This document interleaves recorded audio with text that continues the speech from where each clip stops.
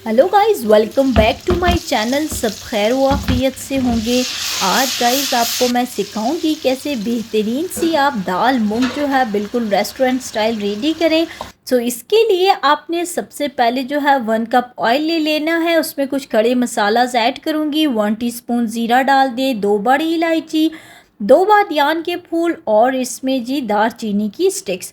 बहुत अच्छे तरीके से मसाले को थोड़ा कड़कड़ा लेंगे तो इससे ये होगा कि ऑयल के अंदर मसाला का फ्लेवर आ जाएगा। एक बड़ी साइज़ की प्याज बिल्कुल बारीक कटी हुई आपने ऐड कर देनी है और फिर इसको बहुत ही प्यारा सा कलर देना है। उसके बाद हम लोग जो है इसमें गोल कटे हुए 4 टमाटर ऐड कर देते हैं।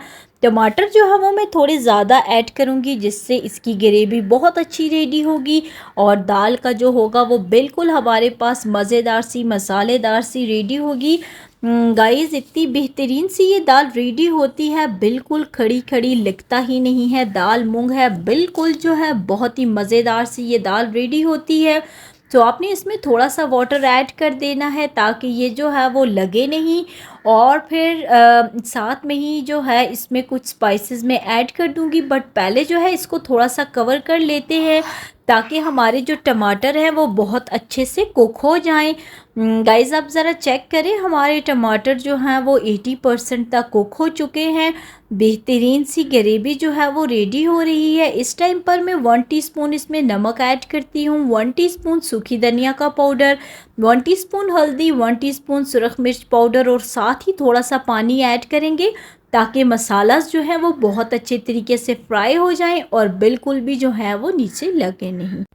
बहुत अच्छे तरीके से आपने थोड़ा थोड़ा वक्फे के बाद पानी डालकर इसको जो है वो कुक करना है ताकि बेहतरीन सी हमारी ये दाल की जो मसाला है वो रेडी हो।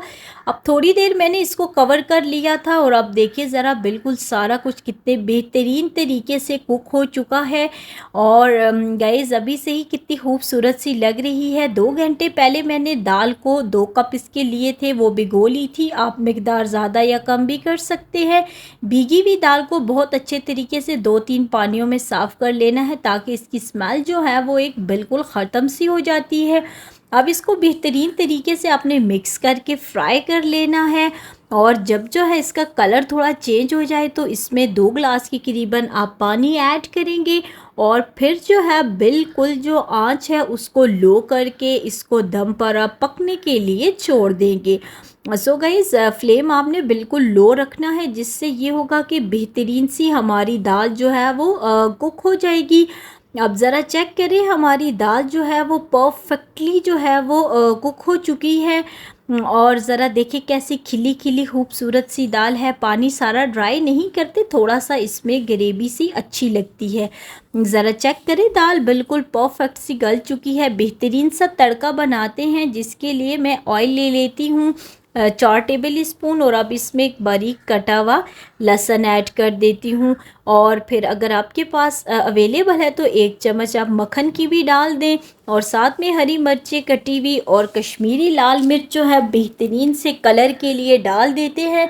सब चीज़ों को बहुत अच्छे से चलाकर मिक्स कर लेते हैं। गाइस देखिए कैसा बेहतरीन सा जो है वो तड़का हमारे पास रेडी हो रहा है। अगर आपके पास सूखी मिर्चें हैं तो आप सूखी रेड मिर्चें वो भी ऐड कर दें।